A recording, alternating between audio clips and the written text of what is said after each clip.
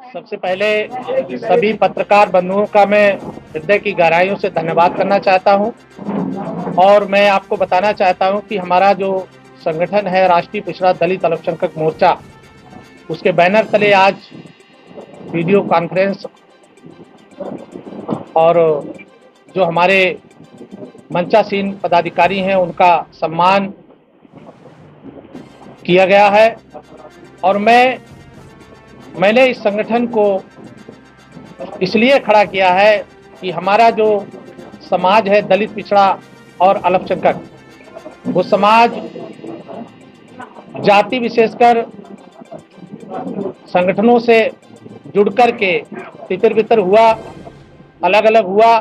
इसलिए इस संगठन को खड़ा किया गया है, तैयार किया गया है कि पिछड़े और दलित और अल्पसंख्यक समाज के लोग एक मंच पे आवे।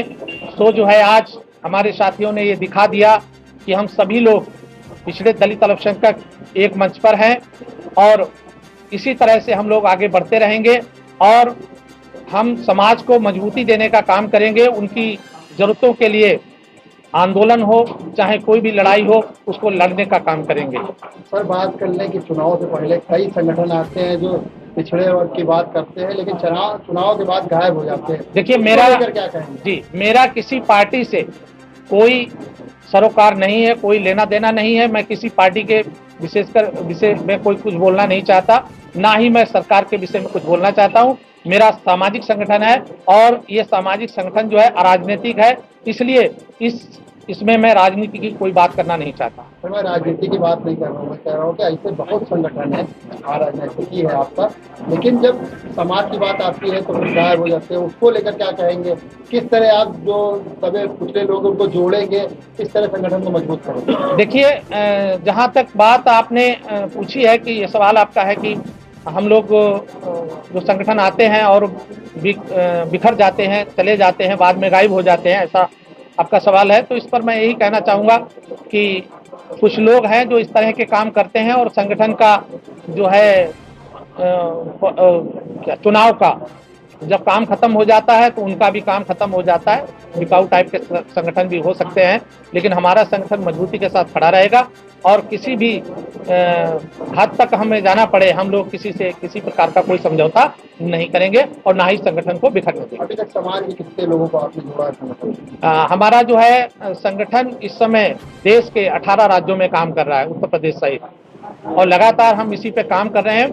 और उत्तर प्रदेश जो है वो 60% कंप्लीट हो चुका है, अभी 15% बाकी है, उसको भी हम बहुत जल्द उसको पूरा कर लेंगे। आज की बैठक के माध्यम से आम जनमानस को क्या संदेश देंगे? देखिए, आज की जो बैठक है उसके माध्यम से मेरा एक ही कहना होगा, सभी के जितने भी हमारे साथी आए हैं, जो हमारा समाज है पिछड़ा दलित अल्पसंख्यक, सबसे मैं यही कहना चाहूँगा कि जब हम इकट्ठे रहेंगे, जब हम एक होकर रहेंगे और एक मुट्ठी की तरह हम बंधे रहेंगे तो हम आगे की अपनी समस्याओं का समाधान करा पाएंगे।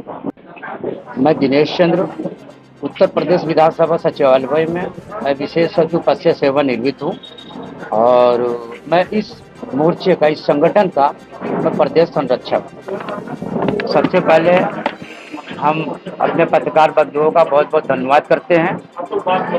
देखिए, ये राष्ट्रीय पिछड़ा दलित अल्पसंख्यक मोर्चा है।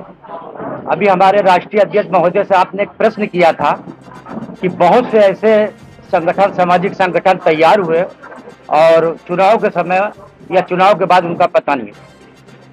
आप ये मान के चलिए कि ये वो सामाजिक संगठन है जो एकल नहीं है।